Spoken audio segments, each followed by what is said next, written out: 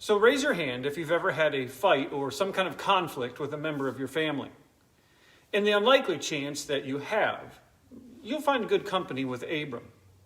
In Genesis chapter 13, we see that as Abram and his nephew Lot returned from Egypt with their families, with their possessions, namely their flocks and herds, that their possessions, the flocks and herds, had become so great that they could no longer live in close proximity with each other.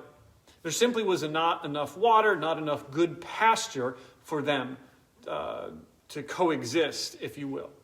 And so they separate. Lot goes one way, Abram goes the other. It's really a pretty straightforward narrative. And yet, if you look at it, there's something to the flow of this story that is both profound and even a little bit ominous. So consider a few things. Consider the actions of Abram. His separation from Lot is bookended by his building of an altar and worshiping the Lord. There's little doubt of the importance of these actions.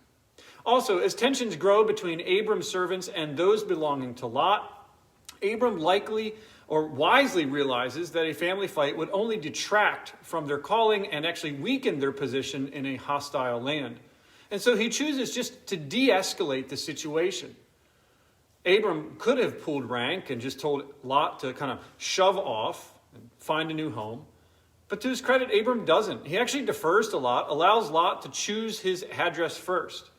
The rightness of these actions is confirmed by God's blessing that is again reiterated at the end of the chapter.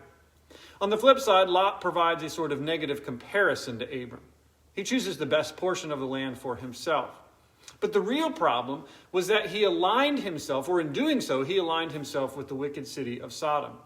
Additionally, the text tells us that he, quote, journeyed to the east when he separated from his uncle. And while there's nothing implicitly wrong with moving in an eastward direction, thus far in the book of Genesis, it has always had a negative connotation. So as we read this text, we're just reminded of several things. First, Abram isn't perfect, but by the grace of God, he is maturing. Remember that while in Egypt, he acted selfishly and wrongly in prioritizing his own well-being over his faith and even over the lives of other people. We all fail, but in turning back towards God in those moments, we may experience grace and actually experience growth. Secondly, this passage calls us to examine how we make decisions. Lot viewed the situation through the lens of material gain. That's really all he saw. And in doing that, he's ignorant of the reality of the culture, the region that he moved into, and ignorant about the effect that would have on his family. Proverbs 13:20 tells us, whoever walks with the wise becomes wise, but the companion of fools will suffer harm, and the harm that Lot suffered because of his decision was great. Lastly, notice that God reaffirms his blessing to Abram.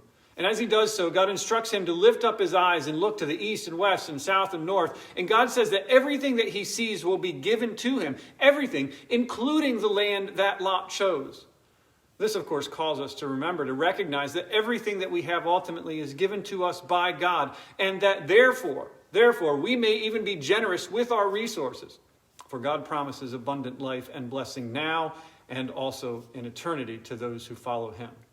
As always, there is a lot here. And so whether you read and are drawn to wrestle with the reality of conflict, or you read this and ponder the hard decisions that you face, or even purpose to trust in God's promises, may we all be sensitive to God's Spirit as we seek to apply the truths of this chapter to our lives.